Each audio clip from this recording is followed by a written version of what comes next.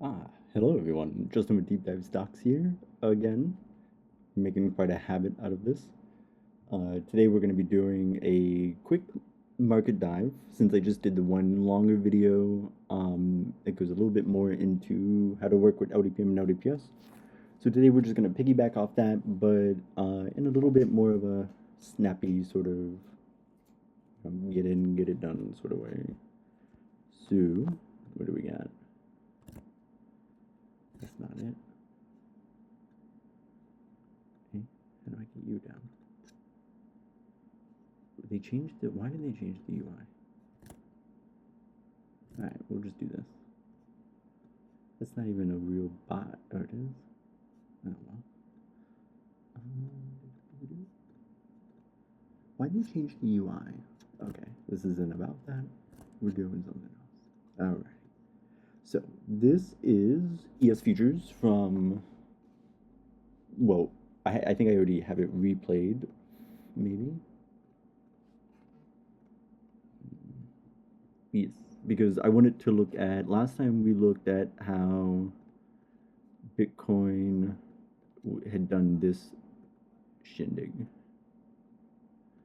And so in our last video, I think around this period, it was before market open this week, and so the expectation was that the ES futures were going to follow a very similar trajectory, and there was some exciting talk about that.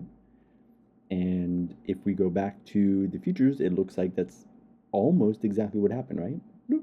We do see that the futures used ODPML7 as a good support versus Bitcoin when it got there. It was still pretty bearish and fell right through. But let's go ahead then now. And so the last video for ES futures was over here. So let's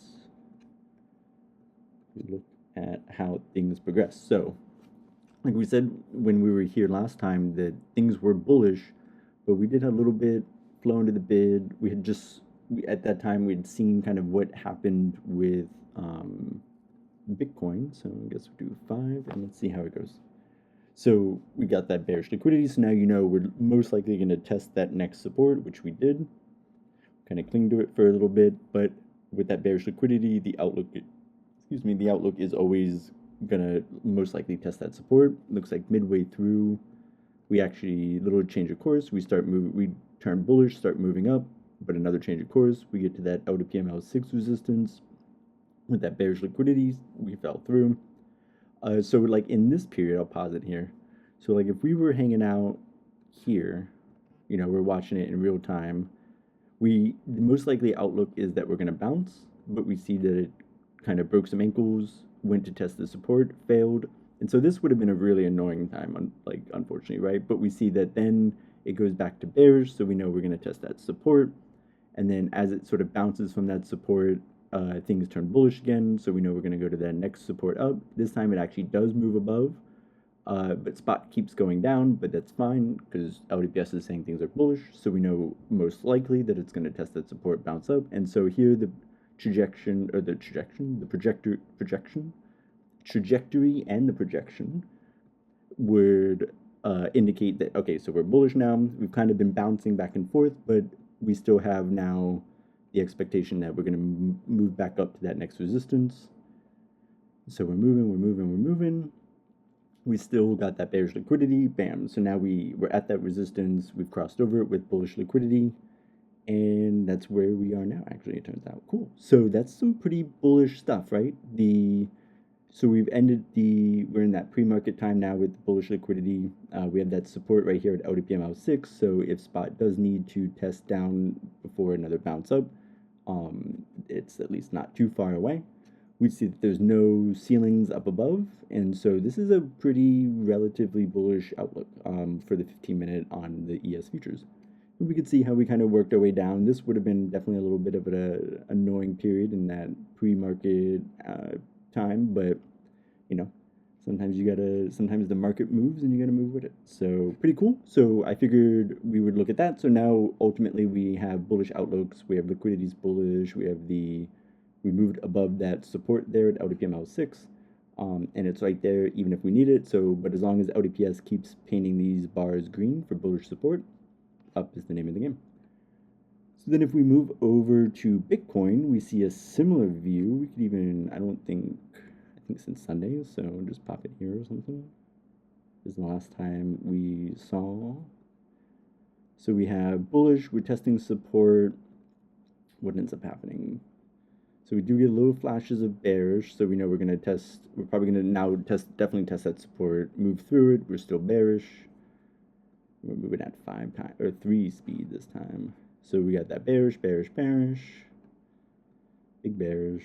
Oh yeah, we did see this, but it'd be cool to see what happens next. So we're bearish, we are spot up, but we know that, you know, again, as long as you're bearish, even if you're going to move spot up to this support, you're probably it's going to be rejected. We did see a little bit of a bullish attempt that was immediately rejected. More bearish, more bearish, more bearish. We do have a little, okay, so some flashes of bullish come through, so we're going to test support, we move through it, we're getting that now like a steady stream of bullish, so we know that, well, the switch to bearish broke through the support. Still bearish. And it's never a good sign. Like, you know, like I said, like when things turn bullish and it's going to go, you know, kind of like where that next step is going to be. Like in this case, it was the resistance here at LDPM L6. It's actually still at this Tuesday at 7 a.m.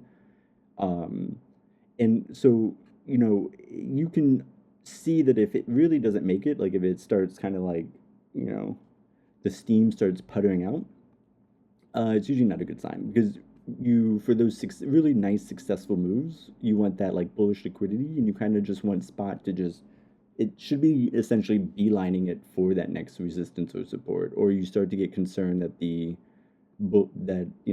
converse, or in this case the bearish liquidity, is actually sort of, you know, affecting price before it really shows up on LDPM or LDPS. But ultimately, we switch to bearish, broke through, we get this bullish. We have this really, a little bit of a turbulent time getting through these, bouncing between the support and the resistance. We end up hugging support. A little bit of bearish, unfortunate. But if you were bearish and then quickly you turn bullish, so you know it's going to go to the next resistance upwards. And so that's where we leave it. So it looks like on both the ES futures and Bitcoin, we have just recently crossed over an LDPM resistance. We do have bullish liquidity just kind of flowing through. And so the outlook is up. The things to look for are going to be this sort of, if we start noticing that, spot is not zealously moving to that next spot up, or in this case just up since we don't have any resistances. Or if we start seeing some sprinkling of bearish liquidity, then we know that we're likely going to need to maybe take a breather and test a support, which for Bitcoin, just like it was on ES futures, is not too terrible of a problem because we have the support right here at 111,000, which is a big number for Bitcoin. Remember when it was tiny, a tiny little number? You used to buy pizzas with it. But so that's what we have on both. And so that looks like the outlook. Don't need to make it any more complicated, right? Green is up, red is down. And so we're both green, so up is the name of the game. So, all right, guys, I'm going to try to keep this one short. I haven't looked at the time. I think it's about 5 minutes. And so I will see you guys later. Bye. Have a good one.